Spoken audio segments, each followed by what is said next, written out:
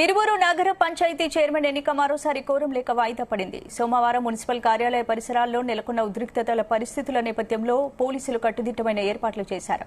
కార్యాలయ పరిసర ప్రాంతాల్లో 144 సెక్షన్ విధించిన పోలీసులు బయట వ్యక్తులను తిరువూరులోకి రాకుండా నిరోధించేందుకు తిరువూరులోకి వచ్చే అన్ని మార్గాలను పటిష్ట బందోబస్తు ఏర్పాటు చేశారు. ఉదయం 11 గంటలకు చైర్మన్ ఎన్నిక ప్రక్రియను ప్రారంభించగా కౌన్సిల్ ఏ ఒక్క కౌన్సిలర్ హాజరు కాలేదు. ఇక తెలుగుదేశం పార్టీ కౌన్సిలర్లు 3, వారికి మద్దతిస్తున్న మరో 4 కౌన్సిలర్లు ఎమ్మెల్యే కొలికపూడి శ్రీనివాసరావుతో కలిసి మున్సిపల్ కార్యాలయం గేటు ముందు నిల్చున్నారు. ఇక ఎన్నిక ప్రక్రియ కోసం లోపలికి వెళ్లే ప్రయత్నం చేయలేదు.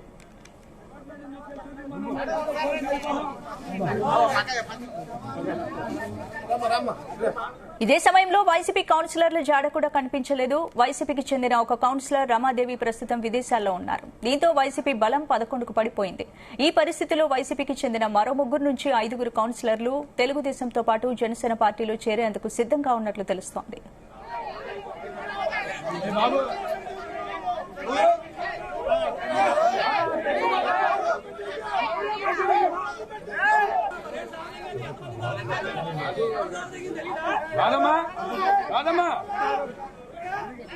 విజయవాడ నుంచి తిరువూరు వస్తున్న వైసీపీ నేతలు దేవినేని అవినాష్, ఎమ్మెల్సీ మొండితోక అరుణ్ కుమార్, తిరువూరు ఇన్ఛార్జి స్వామిదాసులను రేవుడి క్రాస్ రోడ్స్ వద్ద పోలీసులు నిలువరించారు. బయట వ్యక్తులకు తిరువూరులోకి ప్రవేశం లేదంటూ వారిని నిలుపుదల చేశారు. ఈ సందర్భంగా పోలీసులకు వైసీపీ నాయకులకు తీవ్ర వాగ్వివాదం చోటు చేసుకుంది. పరిస్థితి అదుపు తప్పడంతో సీఐ గిరిబాబు వైసీపీ నాయకులను అదుపులోకి తీసుకుని రెడ్డిగూడెం పోలీస్ స్టేషన్కు తరలించారు.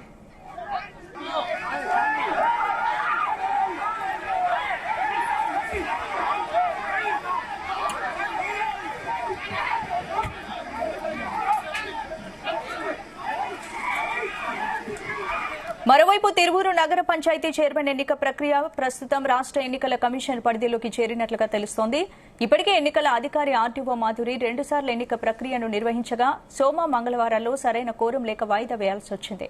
వరుసగా 2 సార్లు వాయిదా పడిన ఎన్నిక సమగ్ర సమాచారాన్ని ఎన్నికల అధికారి ఆర్టీఓ మాధురి రాష్ట ఎన్నికల కమిషన్ కు నివేదిక రూపంలో అందించనున్నారు. దీంతో తదుపరి ఎన్నికల ప్రక్రియపై రాష్ట ఎన్నికల కమిషన్ సరైన నిర్ణయం తీసుకోనుంది.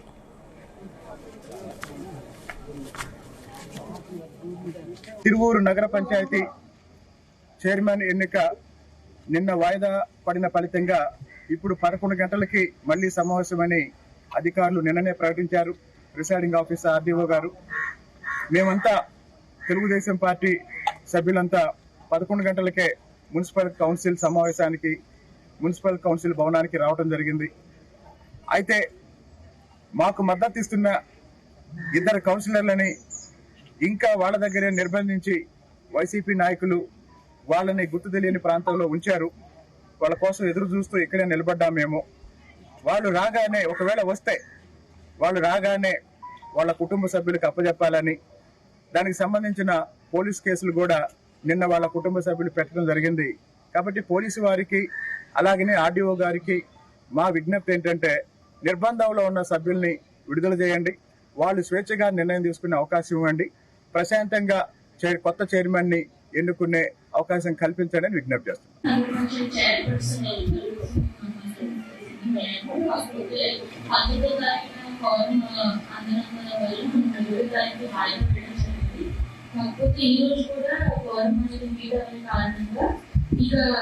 ఈ ఎన్నికలను ముగించడం జరుగుతుందండి. ఇకపై వాయిదా అనేది ఉండదు. సో తదుపరి చర్యల కోసం రాష్ట్ర ఎన్నికల కమిషన్ కి నివేదిక సమర్పించడం జరిగినది. సో నెక్స్ట్ ఏం చేయాలి అనేది మనకి స్టేట్ ఎలక్షన్ కమిషన్ నిర్దేశిస్తుంది. దాని ప్రకారం తదుపరి చర్యలు తీసుకోబడతాయి. ఇంతటితో ఈ ఎలక్షన్ పోలీసులకి తప్పుడు కేసులు ఇస్తే వాటిని ఆధారం చేసుకొని మమ్మల్ని డిస్కస్ చేయాలని ఈరోజు తిరువూరు కౌన్సిల్లో మేము 17 మంది కౌన్సిలర్లు ఉంటే పశువుల్లో సంస్థల కొంతమందిని 3, 4 కొనుక్కొని అయినా మెజారిటీ ఉన్నటువంటి మమ్మల్ని మేము వీళ్ళంతా కూడా దౌర్జన్యం చేస్తున్నారని, దౌర్జన్యాన్ని అరికట్టడం కోసం మా కౌన్సిలర్లు జాగ్రత్త చేసుకుంటే కిడ్నాప్ చేశారని రకరకాల కేసులు ఫైల్ చేస్తా ఉన్నారు. మాదే విజయం.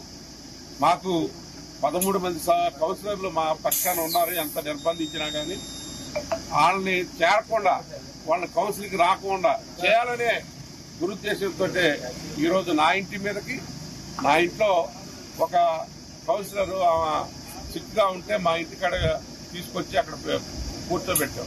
తిరువూరు నగర పంచాయతీ చైర్మన్ ఎన్నిక నిన్న వాయిదా పడిన ఫలితంగా ఇప్పుడు 11 గంటలకి మళ్లీ సమావేశం